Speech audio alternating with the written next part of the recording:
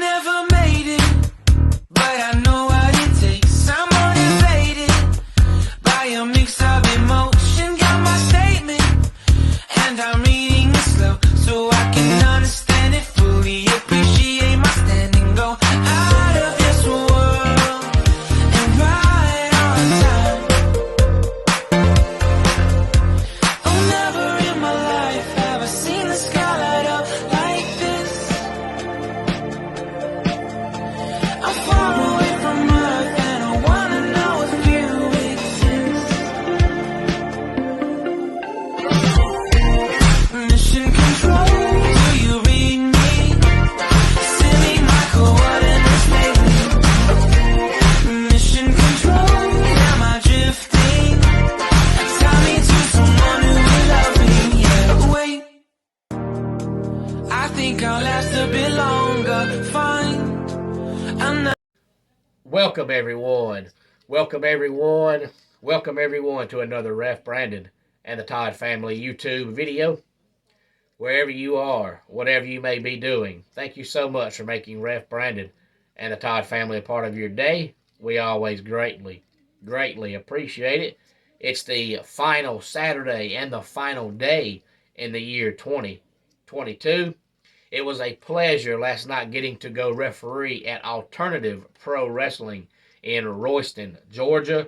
And I know earlier in the week on Tuesday, I did a video, and I said in the video that I had no show this weekend, but I had shows next weekend, which I still have Southern Fried next Saturday night in Monroe, Georgia, and UWF next Sunday afternoon in Colbert, Georgia.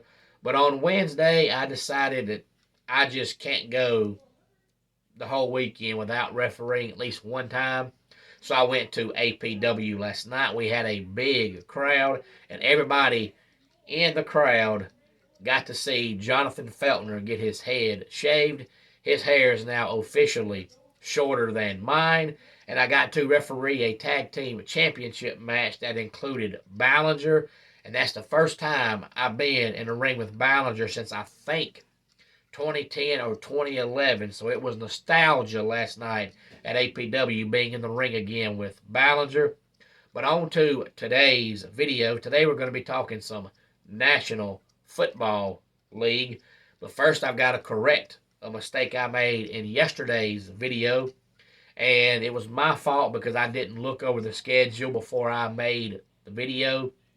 But the NFL played on Saturday last weekend. Generally, most years, once they start playing on Saturday, they play on Saturday the rest of the season.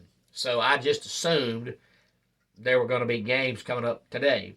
But then, last night, when I was looking over the schedule, it said Sunday, Sunday, Sunday, Sunday, Sunday. I said, well, maybe there is no NFL Saturday games this week. They're all going to be on Sunday, which probably better explains why all the bowl games that are normally on New Year's Day are going to be on January the 2nd, because college football cannot compete in the TV ratings with the NFL. You can like it or not, that's just the facts. But tomorrow we have the Cardinals and the Falcons. Of course, the Falcons were officially eliminated from playoff contention last week. Then we have the Dolphins and the Patriots. Now, the Dolphins early in the season looked like a for sure playoff team, but they've all of a sudden hit a slump, and they look bad. And, of course, Tua is out with concussion-like symptoms. He's under concussion protocol, so the Dolphins are going with Teddy Bridgewater, and a lot of people are saying that Tua needs to contemplate and consider retiring because this is his third concussion, and they say that according to all the stats that people follow with head trauma, that after your third concussion, it can seriously cause long-term effects. But as of right now, Tua says he is not thinking about retiring. Then we have the Saints and the Eagles, the Colts and the Giants, and then we have the Panthers and the Bucks. And more than likely, the winner of this game is going to win that pitiful division. Now, no team is deserving of winning that division because every team in it sucks. but somebody has to. But it could mean good news for the Cowboys because more than likely whoever wins that division is going to play the Cowboys in the first round of the playoffs. And for years and years, ever since the Cowboys started making it to the playoffs, they'd go first round, get beat. They may actually win at least one playoff game this year. And then we have the Broncos and the Chiefs. Now, this is an old AFC West rivalry, and it still is, but nobody talks about it now because of how bad the Broncos are.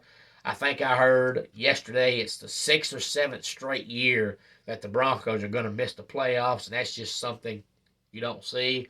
Of course, after last week's loss, they fired their head coach, Nathaniel Hackett. They done it for two reasons. One, it's obvious already that he's in over his head. He can't coach, and if the man can't coach, there's no point in putting it off. Go ahead and do it. But they're also doing it because Russell Wilson is underperforming big time. And you're not going to go out and get a quarterback like Russell Wilson and pay him all that money and then the same season decide, okay, he's done. So they're hoping that by firing Hackett, Russell Wilson will have a good last two games of the season and they can look at it and say, okay, Hackett was the problem. And he might have been. Maybe Hackett is a hack.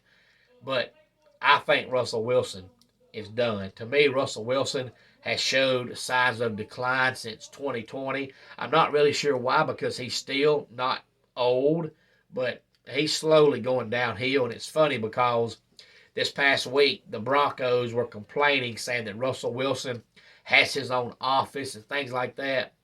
But that's things you don't hear about unless the team is losing. If they're winning, nobody cares if Russell has his own office. But when you start losing, that goes against you. We have the Bears and the Lions.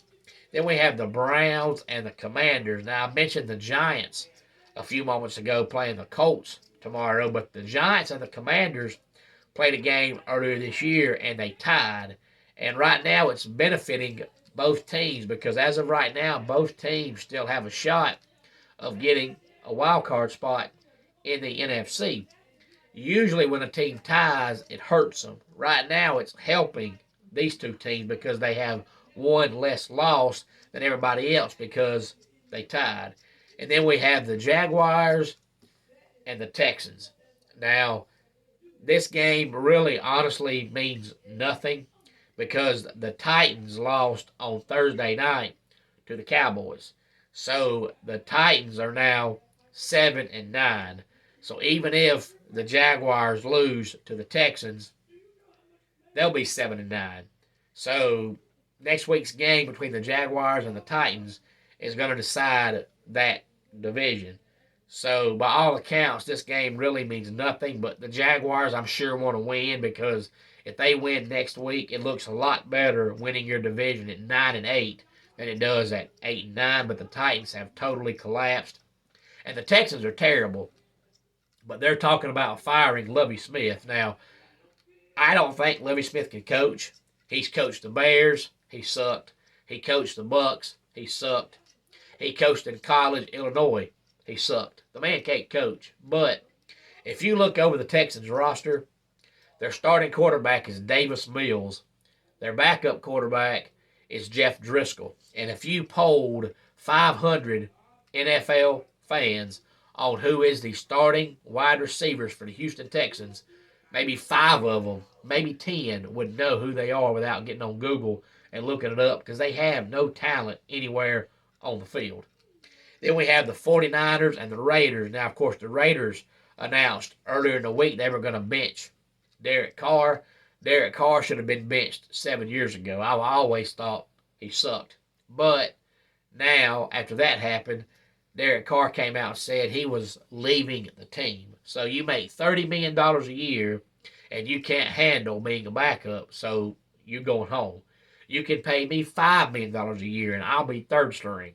I don't care. I'll hold the clipboard. It won't bother me any. Then we have the Jets and the Seahawks, the Vikings and the Packers. Then we have the Rams and the Chargers. Now, the Chargers are doing the exact opposite of what they normally do. Now, this is the first time they've made the playoffs since they drafted Justin Herbert.